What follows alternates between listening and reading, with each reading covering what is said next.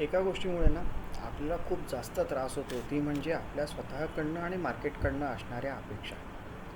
आपल्या स्वतःकडनं पण खूप अपेक्षा असतात. मी परफेक्शनिस्ट आहे. मी जी ट्रेड घेतो ती परफेक्टली पॉझिटिव्हच गेली पाहिजे आणि मला प्रॉफिट्सच झाले पाहिजेत. माझा हिट रेशो पण चांगला असला पाहिजे. ही स्वतःकडनं असलेली म्हणजे इम्प्रॅक्टिकल अशी अपेक्षा आहे. सिमिलरली मार्केटकडनं असलेलं एक्सपेक्टेशन की मी मार्केटमध्ये ट्रेड घेतली आहे, तर आता ह्या मार्केटने मला मोठ्या रिवॉर्ड्स दिले पाहिजे. मी ट्रेड घेतली आहे त्यामुळे रिवॉर्ड्स तर मिळणंच पाहिजेत. माझ्याबरोबरचे किंवा आपण यूट्यूबवरती बघतो ते लोक बँक निफ्टीमध्ये 400 पॉईंट्स 500 पॉईंट्स घेतात, त्यामुळे मला तर मिळालेच पाहिजेत. आणि आपण घेतलेली ट्रेड आहे ही, तिच्यात किती पोटेन्शियल आहे किंवा त्या ट्रेडचे आता किती मोठी मुवमेंट होऊ शकेल हे आपण बघतो का त्यापेक्षा जास्त अपेक्षा ठेवतो आणि आपण वेळेत प्रॉफिट बुक करत नाही. असं पण बऱ्याच वेळेला होतं की मी 50 पॉईंट्सच्याच मुवमेंटसाठी म्हणून ट्रेड घेतली, पण मला अपेक्षा वाढली, एक्सपेक्टेशन वाढली आणि मला असं वाटलं की ही कदाचित 50च्या ऐवजी 150 पॉईंट वर जाईल, म्हणून मी 50च्या ठिकाणी प्रॉफिट बुक केला नाही आणि ट्रेड माझ्या अगेन्स्ट गेली आणि मला शेवटी लॉस बुक करून बाहेर पडायला लागलं. तर अशा किती वेळा असं झालेलं आहे हे रेकॉर्ड करणं भाग आहे.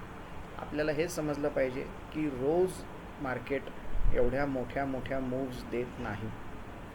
आपल्याला एखाद्या कुठल्या तरी दिवशी सेम 2 महिन्यातनं एक किंवा 2 वेळा अशा मूव्ज मिळतात.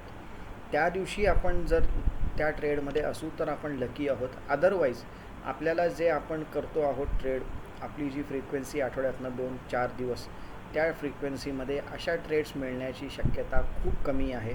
आणि कन्सिस्टंट ट्रेडरला ह्या मोहात पडणं उपयुक्त नाही, बरोबर नाही. आपल्याला रोजची जी आपली ट्रेड आहे, जी आपलं सेटअप आहे, त्याच्यावरती आपले टार्गेट्स जिथे आहेत तिथे बुक करून बाहेर पडणं हेच योग्य आहे. एखादी समजा तुमच्या जर का 4 लॉट्स असतील, 5 लॉट्स असतील आणि त्याच्यातला एखादा लॉट तुम्ही जर सोडलात की स्टॉप लॉस कॉस्टला लावलेला आहे, 4 लॉट्सपैकी 3 लॉट बुक केले, 1 लॉट मी सोडून दिला, तो गेला.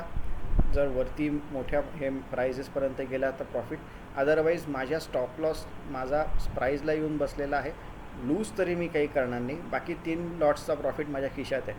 ह्या जर सेटअपनी, या स्ट्रॅटेजीनी जर तुम्ही ट्रेड करत असाल तर गोष्ट वेगळी.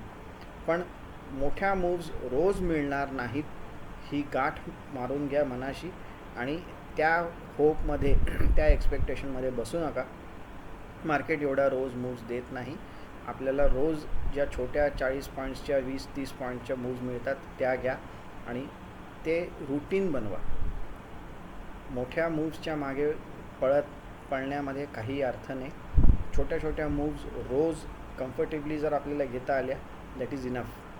आपल्याला कन्सिस्टंटली डिसिप्लिन्ड ट्रेडर बनायचं आहे, कुठल्या तरी मोहाच्या मागे पळायचं नाही आहे.